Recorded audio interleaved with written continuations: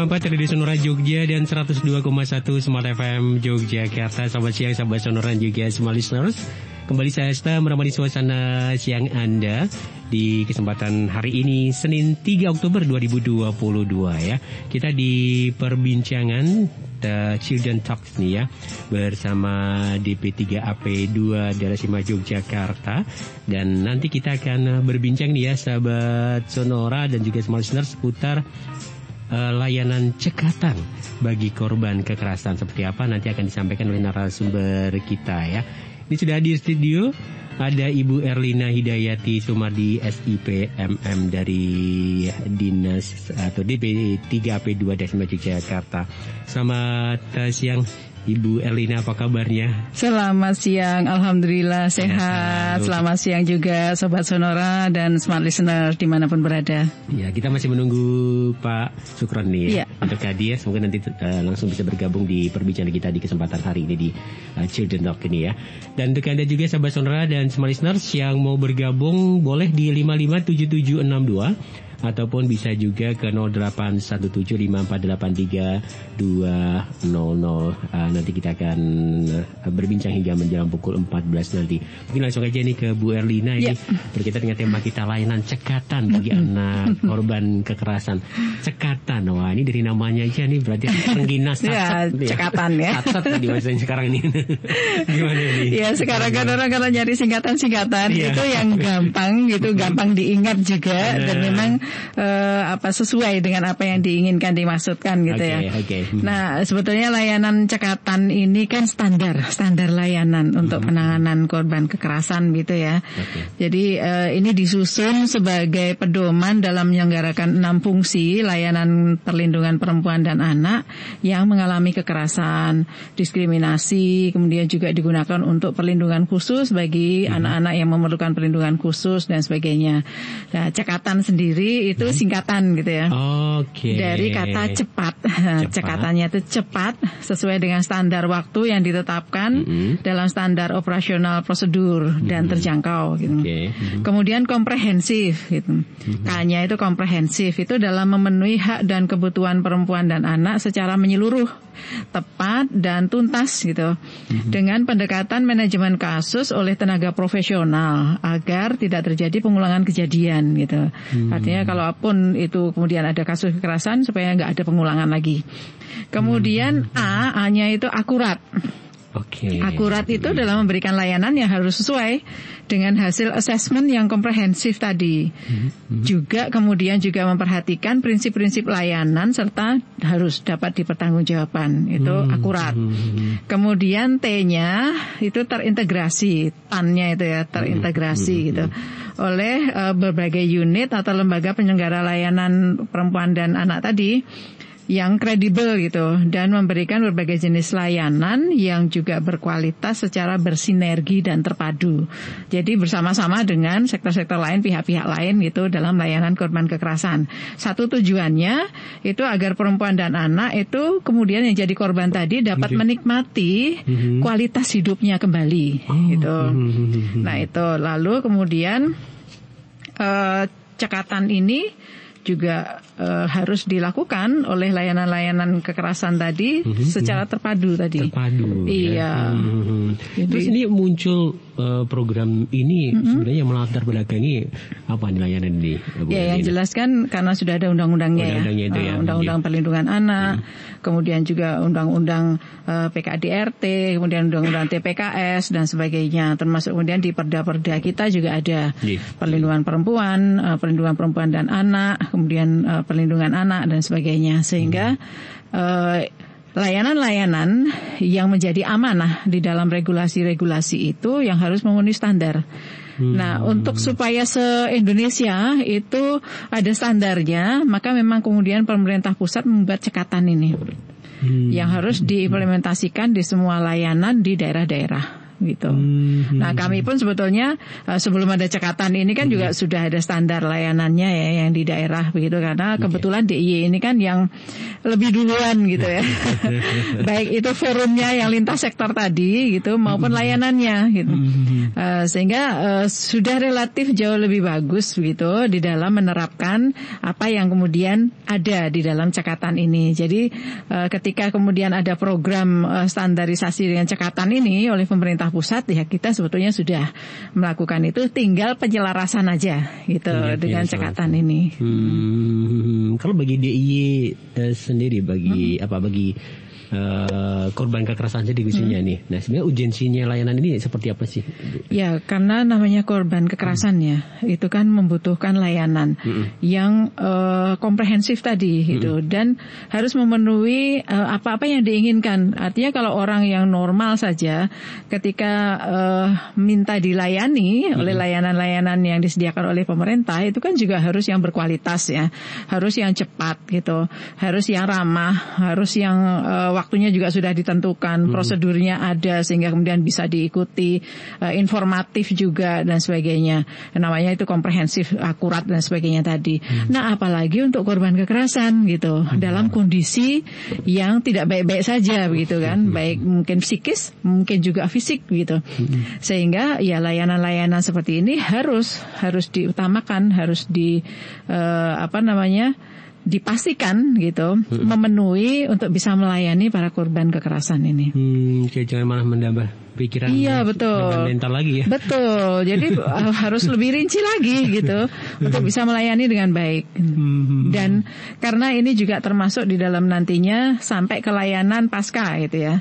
Artinya supaya kualitas hidupnya itu kemudian bisa pulih, bisa bisa melanjutkan hidupnya dengan baik kembali gitu. Maka memang cekatan ini juga termasuk di dalamnya. Jadi termasuk sampai ke reintegrasi, termasuk ke pemberdayaan. Pendampingannya nanti setelah itu juga ada gitu. Ada, iya. Makanya kan kemudian komprehensif tadi. Komprehensif itu menyeluruh kan, sampai kemudian kualitas hidupnya itu bisa baik. Tapi dari pemanfaat sendiri atau korban sendiri, itu biasanya memanfaatkan sampai tuntas enggak itu, Bu? Rata-rata ya. Oh iya ya. Namanya korban kekerasan itu kan berdampak panjang, Mas.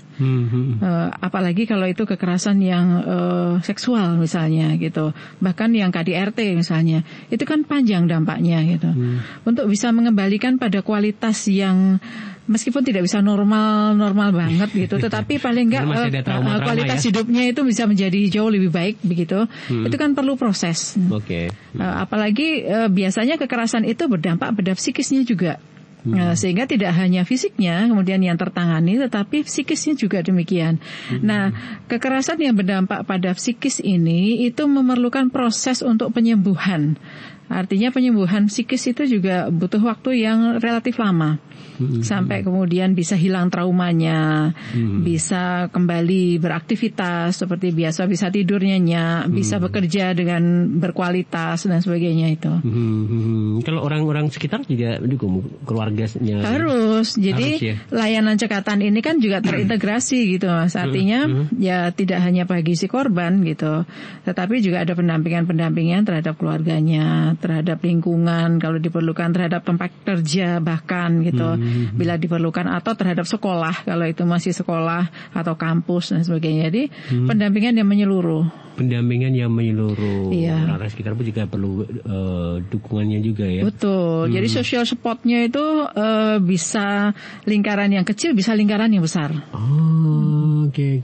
Tapi kadang gini, Bu, kalau misalnya itu korban yang berkaitan dengan kekerasan seksual, ada perasaan mungkin malu, takut aibnya kebuka. Iya. Nah, itu masih muncul gitu gimana? Nah, itu kan juga kami selalu mengadvokasi ya, menghimbau masyarakat gitu. Ketika menjadi korban kekerasan itu diminta untuk mengadukan gitu, melaporkan dan sebagainya. Karena apa? Karena kami sangat paham gitu bahwa nanti akibatnya kalau tidak melaporkan, tidak didampingi, tidak dibantu, itu biasanya lama sekali bisa sembuhnya. Bahkan mungkin membuat kualitas hidupnya itu menjadi buruk dalam jangka waktu yang sangat lama, mempengaruhi hidupnya dan sebagainya. Maka memang lebih baik untuk kemudian mengadukan, melaporkan, sehingga kemudian terbantu oleh banyak sisi. Tidak hanya pendampingan psikologis, tapi seandainya itu memerlukan pendampingan hukum pun kemudian bisa. Pendampingan rohani termasuk diantaranya, terapi-terapi psikologis, baik yang jangka pendek maupun jangka panjang gitu, sama social support tadi. Sehingga kemudian lebih cepat untuk bisa pulih begitu. Nah, kami selalu berharap untuk masyarakat itu speak up gitu. Ayolah, bicaralah, mengadulah gitu, karena banyak bantuan yang sudah disiapkan untuk itu. Kasihan kan kalau tidak ada yang bantu gitu, menjadi pendiam, menjadi tidak bisa beraktivitas normal, sulit tidur, bahkan kemudian karena biasanya dampak psikis itu juga mempengaruhi dampak fisik, jadi sakit-sakitan gitu kan. Makannya susah, makan susah, tidur susah gitu kan, biasanya itu ke fisiknya. Kemudian mau keluar merasa banyak yang memperhatikan padahal enggak misalnya gitu. Itu kan juga nanti berakibat panjang gitu. Dan kualitas hidup menjadi buruk tadi. Kayak dibayang-bayangnya ada orang yang perhatiin. Betul, termasuk diantaranya rasa mangkel gitu terhadap pelaku misalnya ya. Tapi kan karena tidak melaporkan kan berarti pelakunya tidak diapa-apakan kan. Sementara mungkin masih dilihatnya selalu setiap hari misalnya dan sebagainya. Jadi rasa jengkel, rasa mangkel itu kan penyakit psikis kan jadinya. Yang itu juga kemudian bisa menjadi penyakit fisik. Ya, jadi kasihan kan. Maka memang all out itu tadi, komprehensif layanan cekatan itu ya dalam rangka untuk supaya para korban ini kemudian bisa terselesaikan masalahnya gitu. Oke. Terus mekanismenya itu gimana Ibu mungkin? Ya, kalau kemudian korban kekerasan itu mengadu pada layanan, kemudian kan sudah ada SOP-nya ya. Ada tahapannya, artinya dari mulai mengadu, nanti kemudian dicatat semuanya kan, ada assessment gitu. Assessment ketika di awal permasalahannya apa dan sebagainya. Kemudian juga seandainya diperlukan rumah aman, kemudian masuk ke rumah aman. Tapi seandainya tidak, juga langsung kemudian ada proses-proses lanjutan. Bisa dalam bentuk pendampingan psikologi, bisa dalam bentuk juga termasuk diantaranya pendampingan hukum. Kemudian biasanya juga diikuti dengan pembimbingan rohani supaya lebih tenang, supaya apa ya namanya? Karena korban kekerasan kan biasanya kemudian kondisi psikisnya yang kemudian sangat terganggu itu labil itu bisa juga dibantu dengan pembimbingan rohani selain pembimbingan psikologis gitu. Menarik ini ya. Jadi seperti itu sampai ada kalau misalnya dibutuhkan rumah aman pun ada. Ada. Kemudian mediasi-mediasi. Jadi artinya petugas-petugasnya pun bisa melakukan mediasi bila diperlukan gitu. Misalnya kalau itu KDRT dan misalnya KDRT-nya psikis yang kemudian bisa dimediasi dan sebagainya, atau masih dalam taraf ringan, fisik yang ringan yang masih memungkinkan untuk dilakukan mediasi untuk kemudian bisa rukun kembali dan sebagainya seperti itu. Atau penelantaran mungkin disadarkan kembali kemudian tidak melakukan penelantaran kan. Yang hal-hal seperti itu bisa dilakukan. Oke. Kalau kasus yang pernah ditangani dari DP3 P2 sendiri? Semuanya. Semuanya? Semuanya. Jadi jenis kekerasannya bermacam-macam. Tidak hanya kekerasan seksual ya. Biasanya kebanyakan orang kan memikirkannya ini kekerasan seksual yang ditangani. Tidak hanya itu. KDRT juga termasuk diantaranya penelantaran, trafficking bahkan gitu. Ya seperti itu. Termasuk layanan-layanan yang tidak dilakukan dengan baik. Misalnya untuk anak yang memerlukan kebutuhan khusus gitu, yang tidak terlayani dengan baik, itu juga bisa seperti itu. Nanti dimediasi dengan pihak yang berkait. Ibu tadi sempat disinggung tentang rumah aman. Itu maksud rumah aman itu gimana sih? Rumah perlindungan. Jadi ada korban-korban kekerasan yang memang memerlukan karena membahayakan nyawanya atau juga membahayakan dari sisi terulang kembali kekerasan itu gitu. Sehingga kemudian selama kasusnya itu ditangani itu harus diamankan ke tempat yang aman gitu. Nah, memang kami memiliki rumah aman untuk itu. daerah istimewa Yogyakarta ini di kota? Iya, di kota ada, di kabupaten ada, begitu. Iya, ada. Kalau yang di kabupaten pas penuh misalnya bisa kemudian dirujuk ke DIY dan sebagainya seperti itu. Oke, menarik. Ya. Dan tidak bisa kami share kan? Iya. Ada di mana karena namanya rumah aman. Rumah aman ya, kalau di-share kemana-mana tahu. Nah, nanti pelakunya malah jadi tahu. Gak aman lagi. Gak aman lagi. Oke, baik. Ibu Elina, ini Pak Sukron juga sudah hadir, tapi kita harus break dulu ya, untuk sambil menunggu Pak Sukron untuk bergabung di kesempatan siang kali ini. Dan terima kasih untuk Anda sahabat sonora yang bergabung di kesempatan siang kali ini, dan juga semua listeners yang mau tanya-tanya di 557762 ataupun di 081754832000.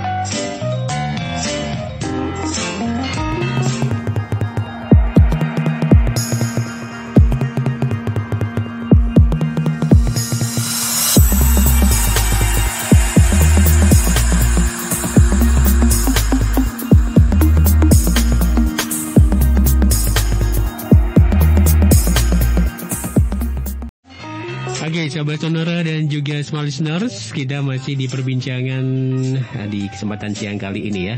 Dan cukup menarik ya, sebut layanan cekatan bagi korban kekerasan tadi disampaikan sama Bu Elina ya, berkaitan dengan apa sih itu cekatan, ternyata ada akronimnya ya, sahabat sonora dan small listeners. Nah, ini sudah hadir juga dari Komisi D DPRD Daerah Istimewa Yogyakarta. Ada, tadi udah diwanti-wanti, Mas Mas Sukron Arif Mutakinas. Selamat siang Mas Sukron, ya, apa kabarnya? Selamat siang Mas. Ya, sehat-sehat selalu. Sehat selalu. Selamat siang selamat siang Pak Sukron. Nanti ngomong soal anak masalahnya. Oh iya, ini harus Mas ya, anak ya. Okay. Tapi nanti manggilnya nggak boleh adik-adik, sahabat nih.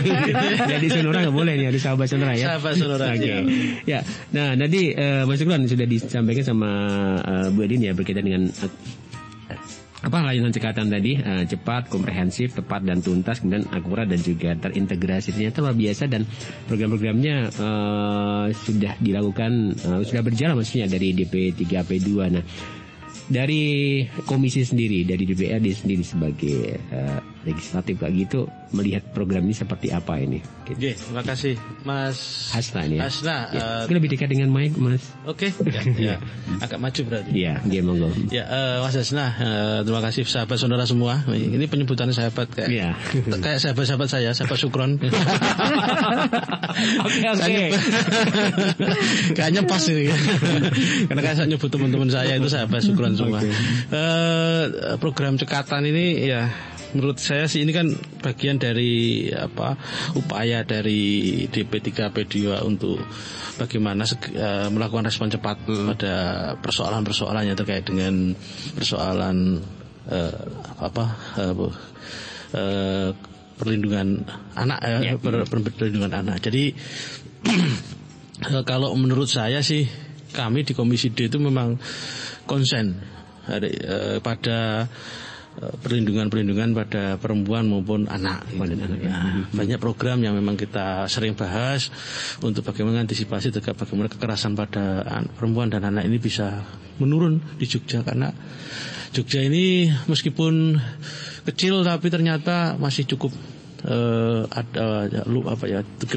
cukup tinggi juga kekerasan itu. Bahkan di beberapa tempat kita tahu, di beberapa kali kasus ya, akhir-akhir dulu kan ada ya kayak kritik dan yang maaf itu kan juga bagian yang menjadi PR kita bersama. Nah, dengan cekatan ini kan saya kira itu langkah yang sudah cukup satu step naik, bahwa kemudian apa yang menjadi persoalan-persoalan itu harus dilakukan dengan sigap, kemudian dan juga sampai ke akarnya menurut saya. Sampai ke akar. Jadi kalau kita ngomong persoalan kenakalan remaja, kemudian kekerasan pada anak, dan itu saya kira harus sampai ke akarnya, harus dituntaskan sampai akar. Kalau enggak, nanti muncul lagi di kemudian hari. Makanya persoalan utama yang harus diselesaikan hari ini adalah pada akar permasalahannya apa sih? Kenapa muncul kekerasan pada anak, kemudian muncul pada bullying adanya pada anak-anak. Ini kan bentuk mungkin belum semuanya sama terkait dengan pemahaman pada perlindungan atau pendidikan di anak, bagaimana mengawasi mereka selama mereka beraktivitas. Baik, bukan hanya tugas dari lembaga pendidikan, tapi juga ke orang tua dan juga ke masyarakat juga. Karena kalau dibebankan pada satu orang atau dua orang atau yang itu tidak akan bisa komprehensif semuanya. Jadi untuk antisipasi itu harus semua pihak, bukan hanya pemerintah doang gitu kan. Harus semuanya terlibat. Dan itu harus dilakukan secara bersama dengan langkah yang sama bareng-bareng gitu kan. Karena ketika anak-anak kemudian itu sudah di luar lingkungan sekolah, ya menjadi tanggung jawab orang tua. Dan kalau itu tidak di rumah, berarti di lingkungan itu ya menjadi tanggung jawab dari masyarakat sekitar gitu kan. Nah, makanya kemudian ini harus didorong bareng-bareng untuk itu. Begitu, Cak. Oke. Boleh, ternyata ini butuh peserta dari banyak lintas sektor juga jelas, ya. Nah, untuk layanan korban kekerasan ini, baik perempuan maupun anak ini kan di dia juga sudah ada forum perlindungan korban kekerasan. Nah, itu lembaga, institusi, OPD dan sebagainya yang ada di bawah forum ini itu banyak sekali. Kalau misalnya saya contohkan untuk yang Pemda misalnya, ya itu ada dinas pendidikan, ada dinas kebudayaan, dinas kesehatan dan sebagainya. Tidak hanya kami begitu.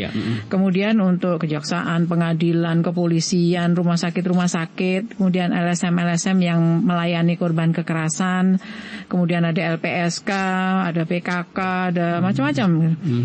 Sehingga semua bentuk kolaborasi itu bisa dilakukan dari mulai awal gitu sampai kemudian ke akhir setelah kasus gitu. Sehingga lebih memudahkan untuk bisa menangani korban kekerasan dengan jauh lebih baik gitu sampai tuntas tadi.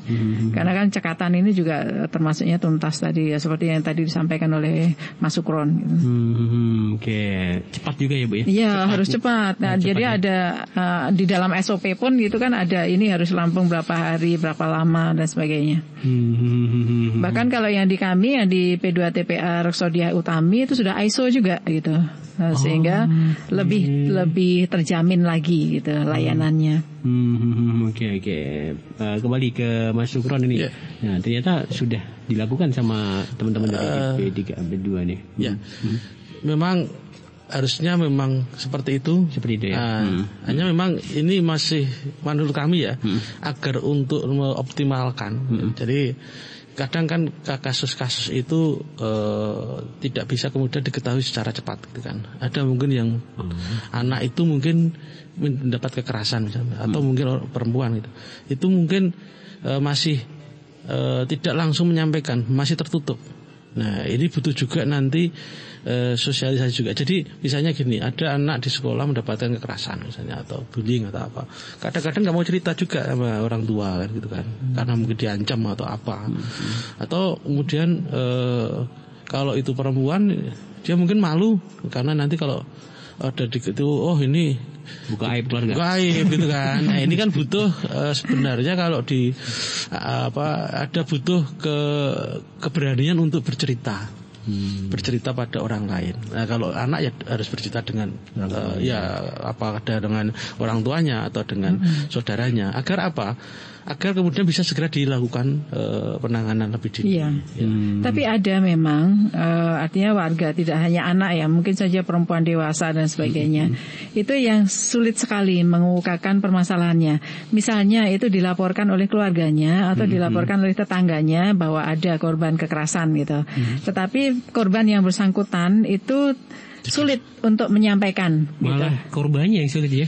Biasanya kalau dalam kondisi tertekan, dalam kondisi sangat depresi, dalam kondisi malu dan sebagainya itu, atau mungkin kepribadiannya itu kan yang introvert misalnya gitu ya. Tetapi selalu ada cara untuk bisa membuat menyampaikan permasalahannya. Nah, itu ada keahlian tersendiri di psikolog gitu ya. Itu yang bisa melakukan hal-hal seperti itu.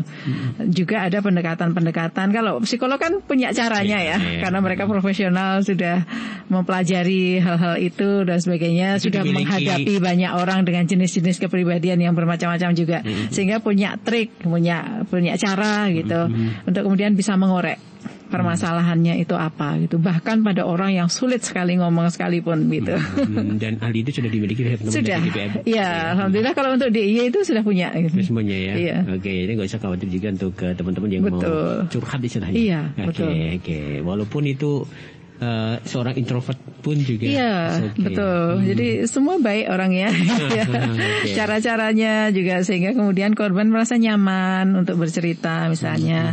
Tapi kalaupun tidak bisa bercerita juga begitu, saking depresi dan sebagainya begitu. Tapi ada cara-cara di mana psikolog itu bisa menggali informasi itu. Jadi kenapa saya tekankan keberanian untuk bercerita? Jadi dengan dia bercerita, anak maupun korban kekerasan itu dia akan ada satu langkah untuk segera ada pencegahan yang berikutnya, akibat lebih lanjut gitu kan. Kadang mungkin ketika sekali 2 kali mungkin agak berani cerita karena mungkin kayak sekolah misalnya ditekan. Saya kata dulu kita masih kecil gitu kan, kalau ada yang lebih senior gitu atau lebih kuat itu kan biasanya mereka takut gitu kan. Nah, maksud saya dengan didorong untuk mereka bercerita itu bukan kemudian untuk memperpanjang persoalan sebenarnya, untuk mencarikan sebuah solusi gitu kan. Apakah kemudian ini nanti bisa berakibat lebih parah atau berlanjut. Nah, kayak semacam tadi yang disampaikan, ada mungkin anak remaja yang tidak ada kekerasan atau mungkin istri gitu kan, atau perempuan yang dilakukan kekerasan sama. Kadang-kadang mereka juga mau bercerita, wah ini nanti atau dilaporkan. Sebenarnya kan bukan kemudian harus ada mediasi. Langkah pertama kan harusnya mediasi dulu. Jangan kemudian langsung ke ranah hukum gitu kan. Ini saya kira langkah dari cekatan itu juga mungkin nanti salah satu juga jangan langsung semuanya ke ranah hukum gitu kan. Kalau bahasanya ada mediasi dan jadi itu yang pertama. Yang kedua, ini juga maksud saya di Jogja, Pak, saya kebetulan baru saja menjadi ketua pansus ya, ketua pansus kesehatan jiwa, baru saja selesai. Itu Jogja ini kan setiap kecamatan, setiap puskesmas, tapi belum semua, itu akan ada psikolognya, gitu kan. Nah, hari ini mungkin teman-teman orang-orang masyarakat itu kadang-kadang juga belum tahu tentang itu. Kadang mau ke psikolog itu kan bayangannya sudah, wah ini harus ke rumah sakit, orangnya profesional, bayarnya mahal kan gitu kan. Padahal sebenarnya kayak gitu juga kan gitu kan. Kalau kita mau mengakses ke puskesmas itu ada, memang tidak semua puskesmas ada. Kalau yang sudah ada itu Sleman sama kota yang sudah ada. Tapi kayak Bantul, kemudian Gunung Kidul sama Kulon Progo itu masih ada satu psikolog itu untuk 2 puskesmas atau gitu. Ya, ini makanya kemudian harus diketahui masyarakat juga. Ke psikolog itu bukan kemudian untuk kita menceritakan aib, enggak, kita mencari solusi. Ya, karena seringkali permasalahan itu ternyata permasalahan kesehatan mental gitu. Kadangkala itu merasa sakit itu belum tentu sakit beneran gitu. Sangat mungkin sakitnya itu sebagai efek dari kesehatan mentalnya yang sedang tidak baik gitu. Nah, masyarakat kita kan kalau sakit fisik itu mencari pertolongan itu segera gitu ya. Tetapi seringkali tidak menyadari bahwa ada penyakit psikis gitu, yang kemudian berdampak pada macam-macam, termasuk berdampak pada kesehatan fisiknya gitu ya. Nah, kemudian juga termasuk mempelajari atau mengasesmen diri sendiri ataupun keluarganya ketika ada permasalahan-permasalahan kesehatan mental yang menimbulkan konflik-konflik di dalam keluarga dan sebagainya. Misalnya cara berkomunikasi antara anggota keluarga, cara mengasuh atau parenting dan sebagainya. Nah, sebetulnya itu bisa sangat terbantu bila kemudian segera mengakses pada psikolog tadi yang ada di puskesmas. Memang kami harapkan nanti semua puskesmas ada psikolognya, sehingga kemudian masyarakat itu bisa mengakses gitu, bisa mempelajari, bisa mendapat bimbingan kesehatan mental yang lebih baik lagi gitu. Selain untuk meningkatkan kualitas hidup bagi pasien tersebut, juga kemudian bisa memperbaiki cara dia berinteraksi dengan orang lain. Tergantung nanti permasalahannya itu ketika dia berkomunikasi dengan siapa gitu kan. Bisa saja dengan anggota keluarganya, bisa dengan suami atau anak begitu, bisa dengan mertua misalnya gitu ya, bisa dengan saudara yang lain atau dengan tetangga dan sebagainya. Nah, itu kan menimbulkan ketidaknyamanan dalam hidup kalau ada masalah. Nah, di dalam ilmu-ilmu psikologi itu kan kemudian juga bisa ada solusi-solusinya, bagaimana caranya gitu, baik terhadap pasien yang bersangkutan maupun juga nanti bagaimana dia harus berinteraksi dengan orang lain tadi. Kadang-kadang muncul di masyarakat itu gini, kalau orang pergi ke psikolog itu dikira gangguan jiwa gitu ya. Seringkali tidak bisa membedakan juga antara psikiater dan psikolog gitu kan. Itu stigmanya. Makanya kemarin di Raperda tentang Keswa ini, fasilitasi kesehatan jiwa ini, yang kita tekankan adalah stigma. Sampai kemudian kemarin Dokter Ahmad, Direktur Rumah Sakit Jiwa itu nantang, ayo sampean berani nggak datang ke rumah sakit saya? Aduh, masih gitu. Nggak datang loh, cuman datang tok loh. Tapi nanti dengan stigma. Enggak kan, untuk ke psikolog itu kan kita bisa diwakili ngobrol, curhat. Ya sama kayak curhat kan. Sebenarnya nggak mas, saya ke sana datang. Seringkali itu kan jadi guyonan juga ya. Ketika kita misalnya ya berfoto di depannya RS Gracia misalnya, itu kan kemudian kentean obat, misalnya apa namanya gitu. Ini kan bentuk-bentuk guyon yang ya itu tadi stigmatisasi gitu kan. Ya, ini penting kita antisipasi. Jadi jangan sampai kemudian ketika orang ke psikolog, ke rumah sakit jiwa atau kemudian ini sakit gitu kan belum tentu.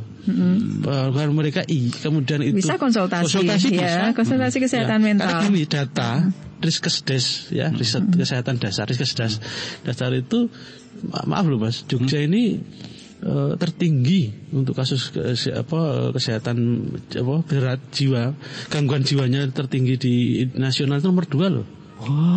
Iya, nomor 2 nasional.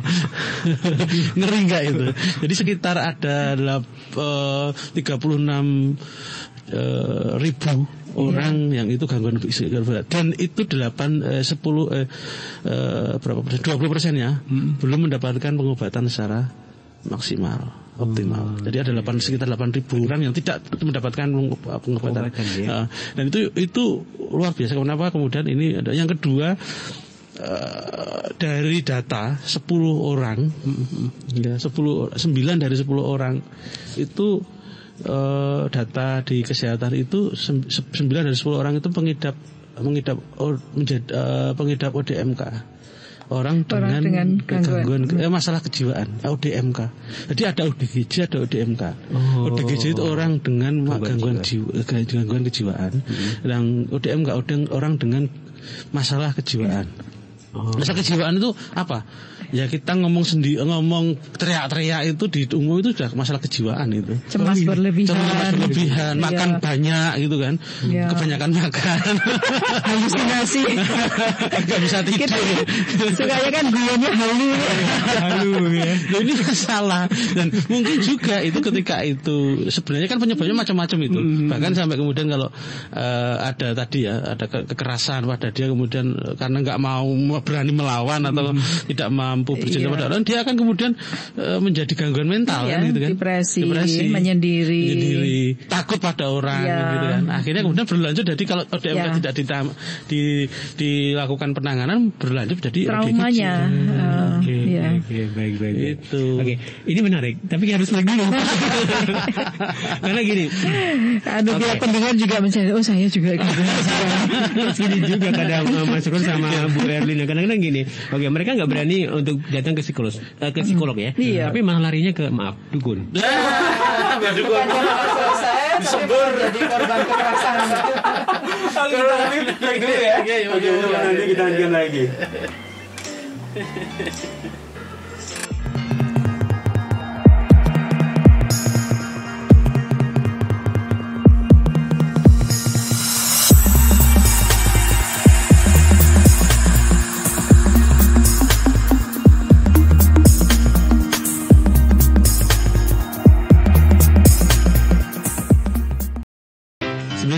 Tradisi Sonora Jogja dan 102,1 Smart FM Yogyakarta. Sahabat Sonora juga Smart Listeners, kita masih di perbincangan seputar layanan cekatan bagi korban kekerasan ya. Dan yang mau gabung di 557762 ataupun 08175483200. Kita lanjutkan dulu nih Pak Mas Sukron dan juga Bu Erlina. Tadi sempat kita break. Wah, bahayanya nggak gitu ya? Oke, mungkin dilanjutkan dulu Mas Sukron, gimana nih kita? Ya, jadi yang kasus tadi seperti itu bahwa ada fenomena yang ada di daerah Jogja tadi, ada sekitar bahwa 36.000 orang yang kasus gangguan berat, gangguan mental berat, kemudian kejiwaan lah berat, kemudian ada 7.000 yang sekian yang tidak mendapatkan fasilitas pengobatan yang layak kan gitu kan. Nah ini kan jadi posok, dan tadi yang lebih parah lagi 9 dari 10 orang di antara kita ini mengidap gangguan kejiwaan gitu kan. Iya. Nah ini harus kita waspadai. Kedepannya kalau ini tidak diantisipasi ya akan ranking kita akan tetap seperti itu. Ketahui tenang ayam gitu kan. Ternyata Jogja. Dan orang-orang dengan masalah kesehatan atau gangguan kejiwaan seperti ini, pertama bisa menjadi pelaku kekerasan. Ya. Yang kedua bisa menjadi korban kekerasan gitu juga. Karena dalam dia berkomunikasi dengan lingkungannya itu menjadi tidak normal begitu ya. Sehingga orang kemudian bisa melakukan kekerasan terhadap yang bersangkutan. Jadi bisa menjadi dua-duanya tadi. Maka memang gangguan kesehatan mental itu penting untuk harus bisa diatasi. Dan yang penting gini Mas, dalam perda ini kan kemarin ya, itu kan yang ada 4 hal sebenarnya yang pokok. Yang pertama itu kan promotif gitu kan, bagaimana kemudian diinformasikan sebanyak-banyaknya terkait dengan itu. Kemudian yang kedua itu preventif, pencegahannya. Kemudian kuratif itu di pengobatannya. Yang terakhir rehabilitatif gitu kan. Nah, orang yang sudah dicap sebagai gangguan mental itu kadang-kadang mereka untuk kembali ke masyarakat itu belum sepenuhnya diterima. Nah, maksud saya ini harus kita lakukan sosialisasi, penyadaran, edukasi ke masyarakat lebih banyak lagi. Nah, terkait dengan korban-korban kekerasan tadi yang keterbukaan tadi, saya kira hari ini sudah ada tadi ya. Kayak harapannya setiap ke puskesmas itu ada 1 psikolog. Kalau perlu ditambah. Kayak kemarin dari Fakultas Psikolog beberapa gabungan organisasi psikolog lulusan psikologi itu menyatakan siap untuk ke sana. Nah, hanya memang rata-rata itu masih menunggu di mana? Di puskesmas. Nah, kalau menurut saya kalau kita mau melakukan pencegahan dini ya kita harus turun lebih aktif. Rata-rata kan dokter kemudian itu nunggu kalau ada pasien datang gitu kan. Apalagi psikolog orang mau datang itu stafnya sudah itu mesti ada persoalan. Nah, harusnya lebih jemput bola. Betul. Nah, dengan layanan edukasi ke masyarakat. Jadi misalnya kan kita punya fasilitas paling bawah kan puskesmas, tapi di bawahnya lagi kan ada namanya posyandu, ada RT RW. Itu menurut saya para psikolog ini jangan hanya nunggu, tapi misalnya selama seminggu misalnya tugas di situ, yang 3 hari untuk ke masyarakat, untuk sosialisasi ke masyarakat atau mendatangi dengan masyarakat, yang mungkin yang 3 hari atau 4 hari yang di puskesmasnya. Lewat posyandu bisa, lewat RT RW atau pedusunan itu yang bisa dilakukan. Jadi kalau kemudian hanya nunggu, ya orang akan semakin tidak takut khawatir gitu kan. Wah, nanti datang manggil antrian, ini kemana? Ke psikolog gitu kan. Jadi itu memang jadi harus komunikasi atau advokasi ke masyarakat ya, termasuk mengedukasi bahwa layanan kesehatan mental yang ada di psikolog-psikolog di puskesmas itu ya layanan seperti yang lainnya begitu, biasa-biasa aja gitu, supaya menghilangkan stigma tadi. Karena ini penting gitu. Jadi banyak yang tidak menyadari seperti itu, bahwa penyakit kesehatan mental atau gangguan jiwa itu sangat bisa berakibat pada gangguan kesehatan fisik. Dan juga bisa berdampak banyak pada kehidupannya gitu. Ya, supaya masyarakat sadarlah gitu untuk mencari pertolongan. Kalau perlu ke sekolah-sekolah pas pertemuan orang tua itu datang gitu kan psikolog. Selama ini mungkin masih hanya soal kesehatan fisiknya aja yang disampaikan, tapi kesehatan mental, kesehatan psikisnya itu belum banyak yang saya belum mendapatkan informasi yang komplit lah menurut itu. Jadi orang tua kadang-kadang juga nggak ngerti, apalagi anaknya kadang-kadang ketika sebenarnya kalau kekerasan misalnya seksual pada anak kecil misalnya hanya dipegang aja mungkin udah harusnya ada batasan-batasannya kan gitu kan, karena anak-anak nggak tahu juga mungkin bahwa itu sebenarnya sudah masuk wilayah-wilayah kekerasan gitu kan, atau mungkin verbal misalnya ya diomongin kalau dulu kan kecil masih sering ya olo-oloan nama-nama orang tua saya dulu dipanggil nama bapak saya itu kan bentuk kekerasan verbal yang mungkin guyon, tapi ya kadang-kadang mangkel akhirnya berkelahi. Saya berkelahi dulu. Ya. Karena kan macam-macam ya kepribadian dari anak kan macam-macam. Ada yang cuek-cuek saja, misalnya saya dipanggil sama bapak saya juga nggak apa-apa, nggak masalah gitu kan. Tapi ada yang ya itu tadi menjadi depresi misalnya, nggak suka, nggak mau sekolah dan sebagainya. Ya memang yang seperti itu harus dipahamkan. Ada hal-hal yang tidak boleh dilakukan gitu ya, yang bisa berakibat pada kesehatan mental orang lain gitu. Kemudian juga terkait parenting itu juga penting, bagaimana orang tua bisa berkomunikasi dengan baik terhadap anaknya, sehingga komunikasinya komunikasi positif gitu, tidak memaksakan kehendak, tidak melakukan kekerasan terhadap anak gitu. Bagaimana supaya anaknya bisa nurut tapi dengan cara-cara yang positif, cara yang baik, itu kan perlu dipelajari juga ya. Tidak semua orang tua bisa loh itu. Kan ada ilmunya bagaimana cara menangani anak gitu. Termasuk Bapak Ibu guru, bagaimana bisa menangani siswa-siswinya dengan baik gitu dalam hal-hal yang positif, dengan disiplin yang positif gitu. Nah, salah satu tugas kami di Sekolah Ramah Anak kan salah satunya seperti itu, bagaimana bisa berkomunikasi positif, bagaimana bisa mendisiplinkan positif gitu. Artinya dengan cara-cara yang bisa diterima anaknya manut, tidak dengan kekerasan gitu, dan mensepakati tentang hal-hal positif yang harus dilakukan gitu. Tapi kalau sosialisasi tentang kayak gitu jangan hanya di sekolah-sekolah yang level-level menengah ke atas, Bu. Karena ya kalau yang menengah ke bawah misalnya, SD di pelosok-pelosok itu yang negeri misalnya, maaf loh. Itu orang tuanya mau ketemu saja dengan anaknya aja belum tentu gitu kan ya.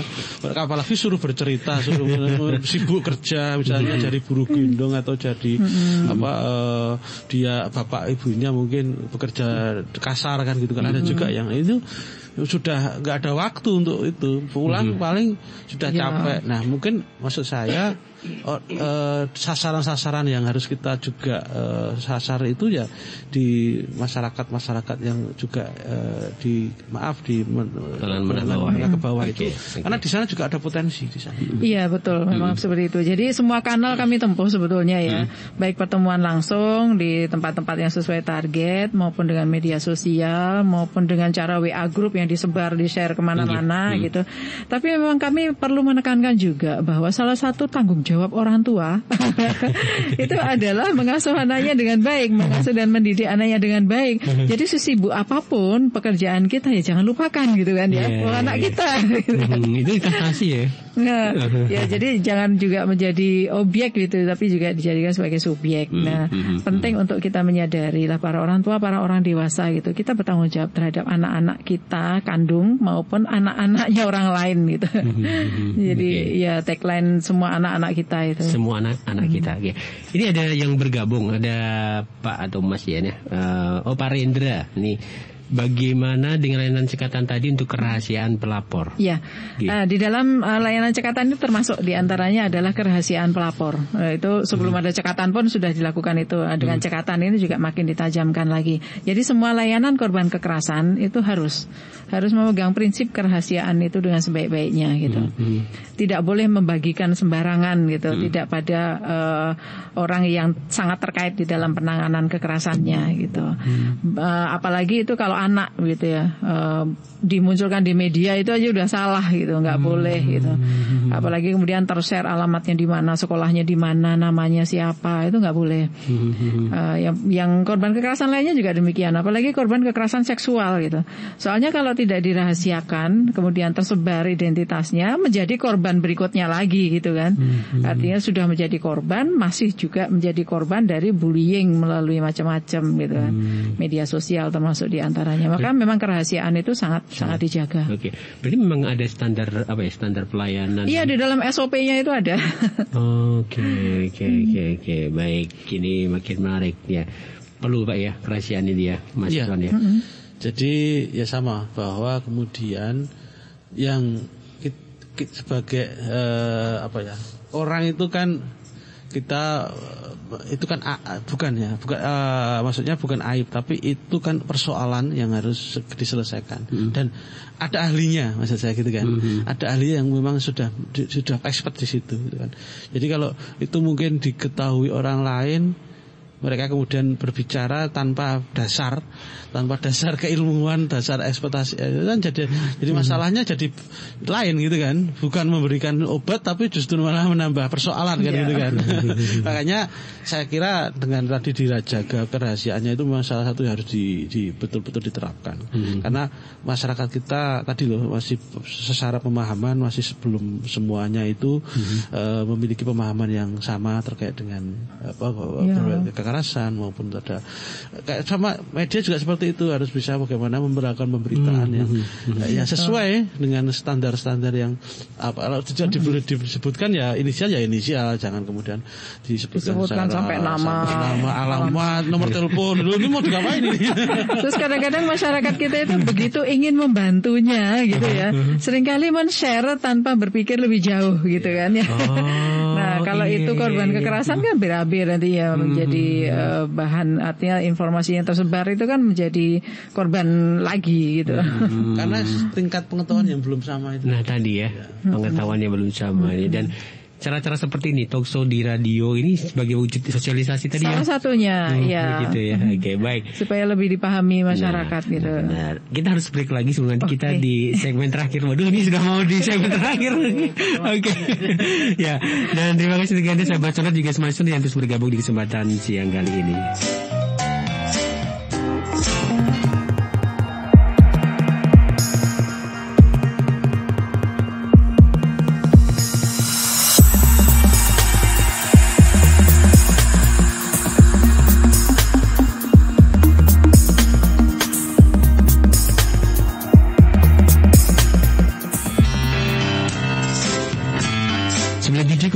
Di Sonora Jogja, sahabat Sonora, kita masih di perbincangan ini seputar layanan cekatan bagi korban kekerasan.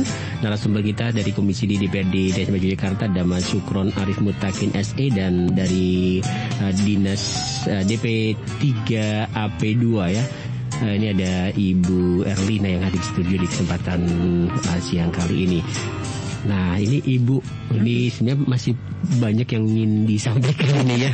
Tapi, nah ini siapa saja sih yang bisa ataupun layak mengakses layanan ini? Semua ya, semua warga yang menjadi korban kekerasan gitu. Itu kami layani di semua layanan korban kekerasan, baik di tingkatan DIY ada, di tingkatan kabupaten itu di UPT PPA-nya, kemudian juga LSM yang menangani korban kekerasan gitu. Kami sudah berjejaring semuanya, artinya koordinasinya juga bagus gitu. Nah, warga masyarakat yang menjadi korban kekerasan juga jangan takut-takut untuk mengadu, karena kan dengan layanan yang cekatan ini itu kan sudah bisa memastikan tertangani dengan baik, terjaga kerahasiaannya, kemudian sampai kasusnya nanti selesai gitu ya, sampai kemudian bila diperlukan pendampingan pasca kasus juga itu ada, bila diperlukan mediasi juga termasuk di antara layanan cekatan itu. Jadi baik itu pada pengaduan masyarakatnya, pengaduan kasus gitu, kemudian penjangkauan gitu, ada petugas petugas yang bahkan bisa menjangkau langsung sampai ke rumah gitu ya. Menyelamatkan misal membawa ke rumah aman, mau dini hari mau tengah malam itu nggak masalah begitu. Kendaraan juga tersedia, petugasnya tersedia, profesional semuanya, sudah tahu harus bagaimana. Kemudian juga pengelolaan kasusnya baik dengan cekatan, layanan cekatan itu pengelolaan kasus bisa sampai selesai dan nyaman bagi korban gitu. Kemudian juga penampungan sementara di rumah aman tadi bila diperlukan.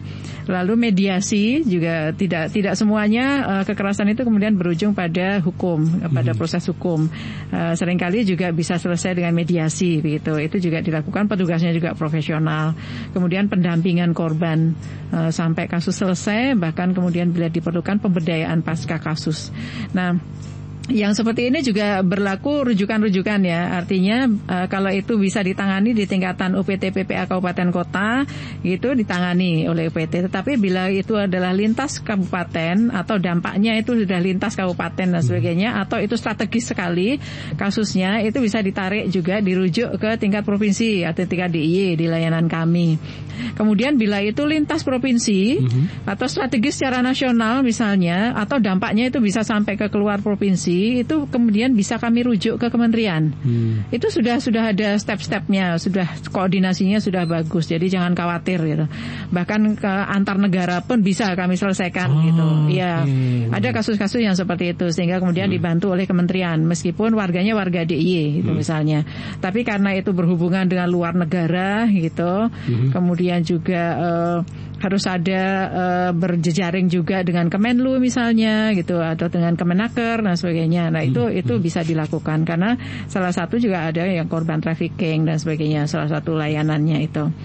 Manajer kasusnya tergantung dari seperti apa kasusnya gitu. Kalau itu hanya tingkatan yang lokal sekali kabupaten atau kota, ya manajer kasusnya UPT PPA setempat.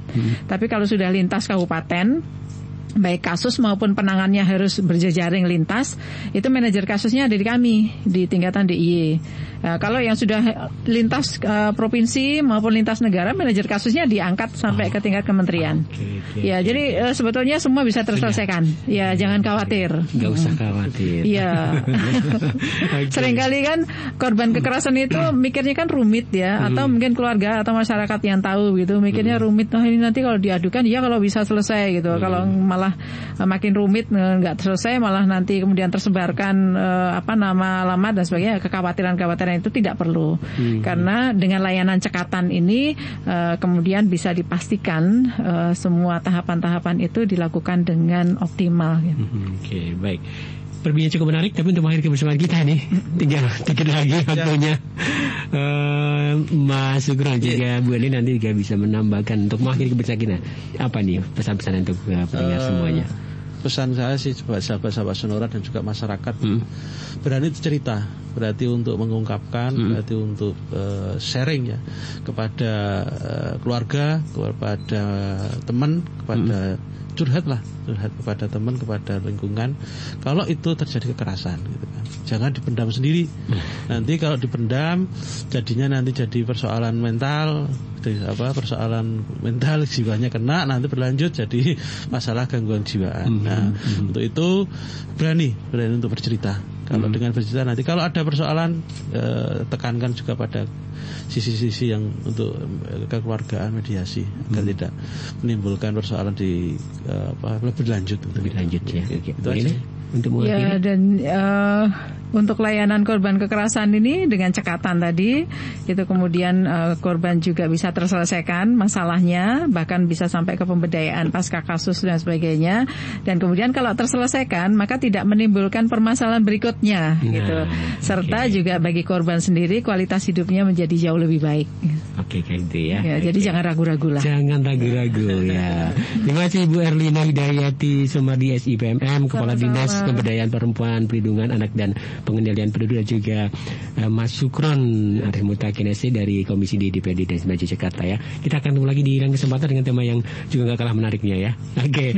Baik, terima kasih untuk Anda sahabat Sonora juga semua listener yang terus bergabung, dan kita mohon pamit. Selamat siang dan selamat mendengarkan program-program kami selanjutnya. Sampai jumpa.